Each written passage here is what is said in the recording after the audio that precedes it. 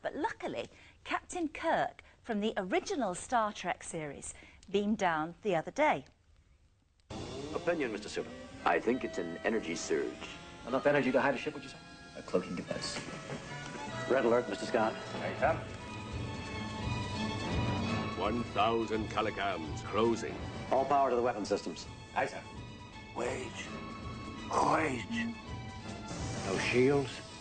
My guess is right. They'll have to decloak before they can fire. May all your guesses be right. 1,000 Calicam. Aye, hush. So,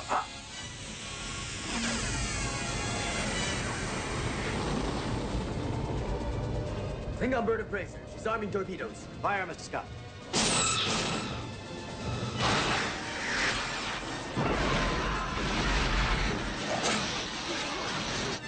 Good shooting, Mr. Scott. And William's here now. Good shooting, Mr. Good shooting, Mr. Zeitpuck. I was about to say... What does that mean? I don't know. You don't know? You're supposed to know. Oh, I'm supposed to know. It's Vulcan. This guy invented the whole Vulcan language. Can you believe it? What it's There like was a linguist who invented this whole thing. I'm sorry. No, I was going to say, it's a bit like Shakespeare, and a truly honest classical actor will occasionally admit, under pressure, that there are certain lines in Shakespeare that even they don't understand. They don't know what it means. No, neither did Shakespeare. Probably. Yeah. Zeitpuck. I was going to say, actually, the first thing I was going to say was that you look extremely well. I mean, very well. But then that would be a natural consequence of travelling at close to the speeds of light. You get back, and we've all got older, and you're kind of the same. What a wonderfully strange and interesting theory. Has that ever been put to you before? No. Another first on this show. There is an exhibition which we're going to talk about in a second, which opens tomorrow. It's a huge exhibition for Star Trek, but you can explain that in a second. But I've always wanted to do this. And let me ask you this. In American criminal courts, has the defendant in the dock ever done this? Beam me up, Scotty. Because that's a big English thing. Yes. Criminals about to be sentenced. It's the joke between them and the judge. They go, beam me up, Scotty. And they're put away for 30 years. Well, they get an extra 10 years for that. In the States? Such an idiot. That doesn't happen. It does happen. It does happen. It does not happen. It happens when the What judge... do you think happened to O.J. Simpson? and there was somebody on a jury once who came in dressed in a Star Trek uniform and was dismissed immediately. And I That's think a good way to get out of jury service. Exactly. Come up to the judge and he says, "Are you prepared to do 5 months in jury? Beam me up, Scotty, anytime you want." Dismissed. Come dressed as a Klingon. You're never going to be asked again, are you? It's great. Listen, tell us about this exhibition. This exhibition is in Hyde Park. Right. Opening tomorrow. It's a wonderful, entertaining event, and it'll be here for some time. It's a virtual experience, isn't it? I mean, it's as close as you can get to walking around the actual deck of the That's exactly right. And in all the Star Treks, there's many of the Star Treks are represented, and it's just great fun, great entertainment. Because it's going to be touring for 5 years, isn't it? It's going to go on and on. Yeah. What is splendidly ironic about the success of the series of the Star Treks that you were in is that it didn't really take off, to coin a phrase, until it had been cancelled. It wasn't until the network cancelled it. Perverse, isn't that weird? Really weird. What was that? Was that just... Did it take people a while to understand what Gene Roddenberry was trying to do? Nobody's quite sure about what happened. It petered out after 3 years, and then 6 or 7 years later, it's in syndication, and people are looking at it. It becomes more and more popular, and then becomes very popular. And then it becomes really popular. And you're very good at being ironic about it and joking about it, but actually, I mean, I think there were some very significant strands to Star Trek, weren't there? I mean, it did take on quite big questions and issues of the time. We were in the heart of the Cold War at the time, and it was about actual ways around that and peace and quite deep philosophical questions, which you don't normally find in series about spaceships flying through the universe. Yeah, I wish I had said that. It's true. Well, it's But true, you though. will say it at the next convention.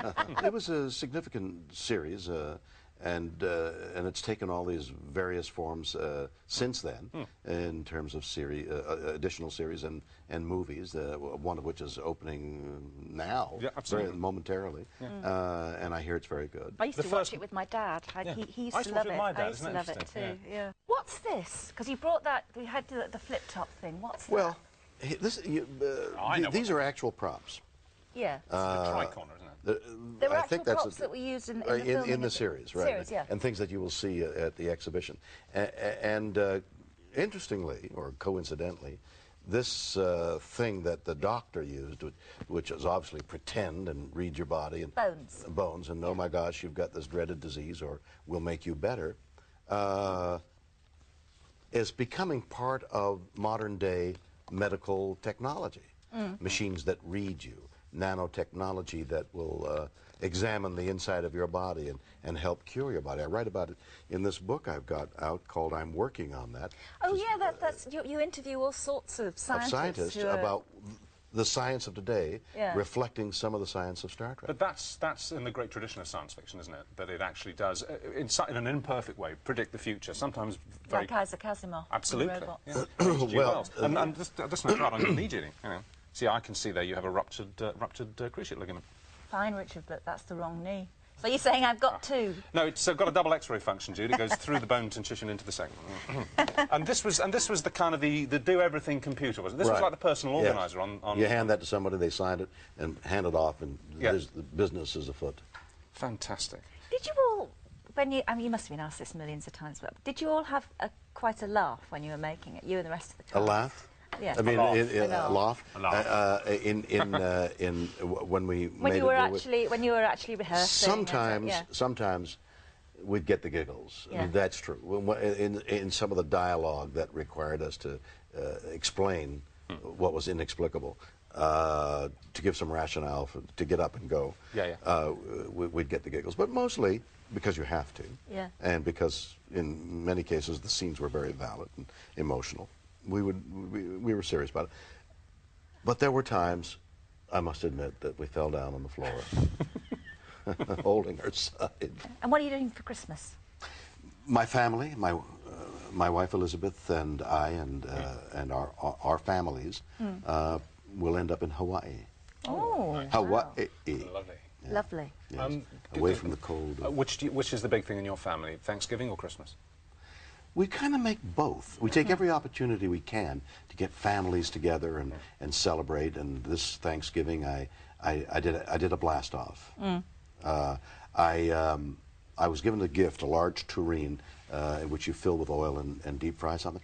And we did what is known in the south of the United States as blast off. I took a turkey in boiling oil, deep fried a whole turkey. Never heard of that before. It's the most delicious thing you ever tasted. Oh. It was sensational. It sealed everything in. Yeah. I had injected the stuffing. Excuse me, the breast and the legs. Excuse me. That's right. With stuff, you know. Stuffing, and rubbed it all. Excuse me. They rubbed the turkey over. And the breast and the legs. The breast and legs. I rubbed them. Give it a little thing. And blast off. Deep fried it.